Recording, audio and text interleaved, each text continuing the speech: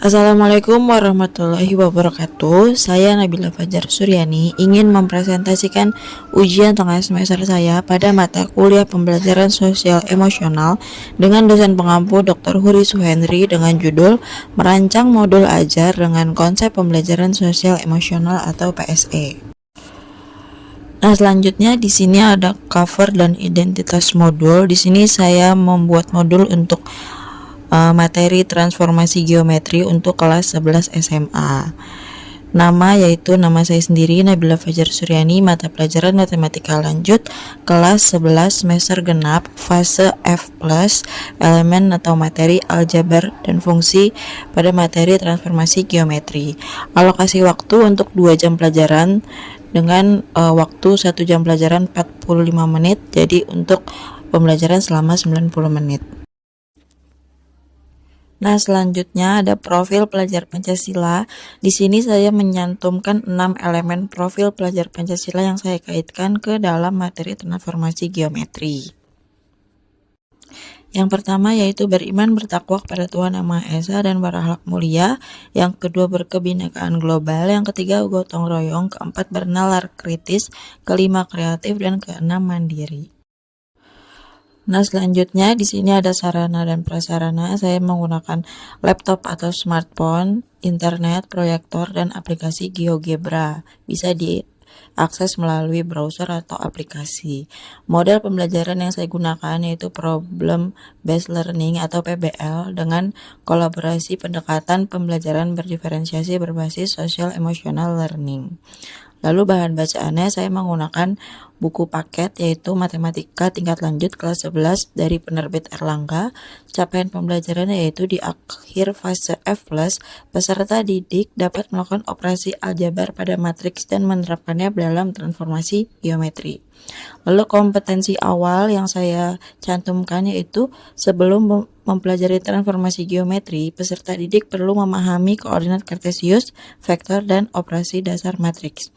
Ini mencakup menentukan posisi titik, menghitung jarak, serta melakukan operasi vektor dan matriks.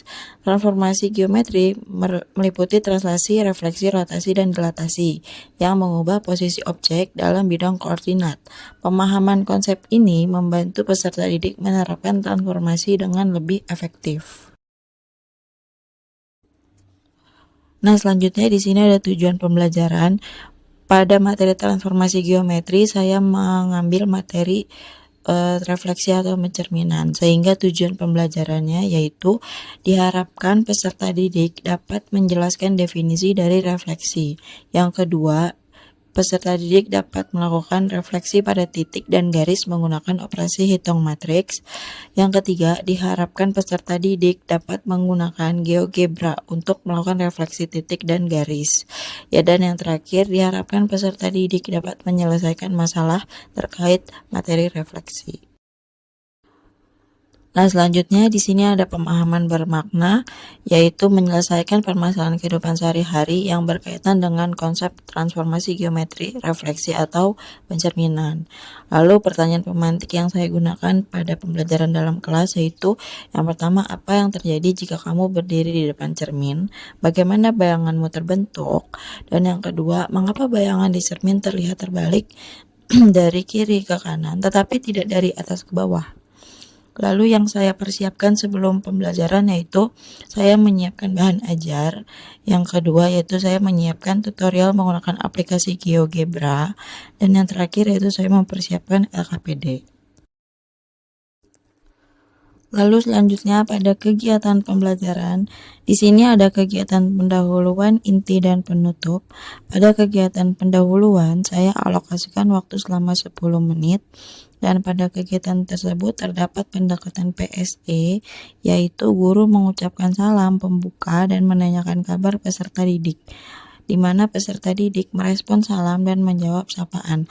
Hal tersebut termasuk dalam kesadaran diri karena peserta didik dapat merespon salam dan menjawab sapaan dengan kesadaran dirinya sendiri.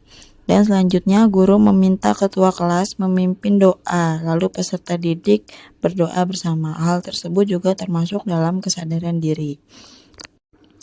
Lalu selanjutnya pada kegiatan inti saya alokasikan waktu selama 70 menit. Pada kegiatan tersebut terdapat pendekatan PSE, yaitu pada kegiatan guru memberikan kesempatan bertanya pada peserta didik, lalu peserta didik antusias bertanya. Hal tersebut termasuk dalam pengambilan keputusan yang bertanggung jawab, karena peserta didik mengambil keputusan untuk bertanya kepada guru. Dan selanjutnya, guru bersama peserta didik melakukan ice breaking. Hal tersebut termasuk ke dalam manajemen diri, karena pada kegiatan ice breaking saya menggunakan ice breaking dengan bamboozle, yaitu di mana bermain tebak-tebakan. Manajemen diri di sini termasuk dalam PSE karena peserta didik diminta untuk mengolah emosi dalam menjawab tebak-tebakan tersebut.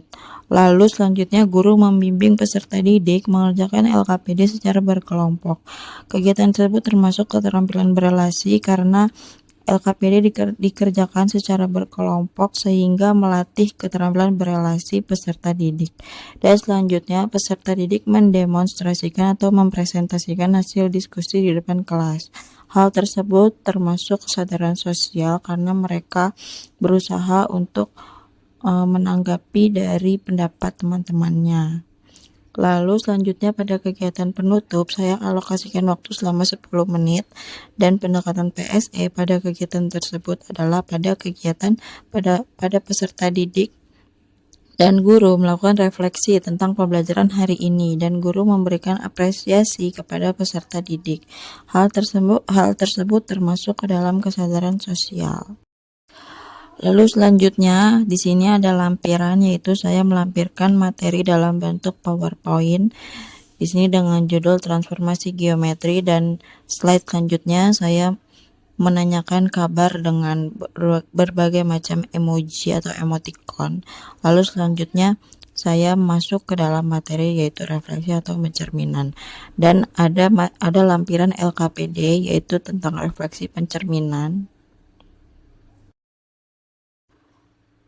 Dan selanjutnya ada rubrik penilaian. Di sini saya menyantumkan 3 rubrik penilaian, yaitu yang pertama ada rubrik penilaian kelompok, yaitu dari LKPD. Lalu selanjutnya ada rubrik penilaian pengetahuan, ini secara individu. Dan yang terakhir ada rubrik penilaian sikap. Sekian presentasi dari saya, kurang lebih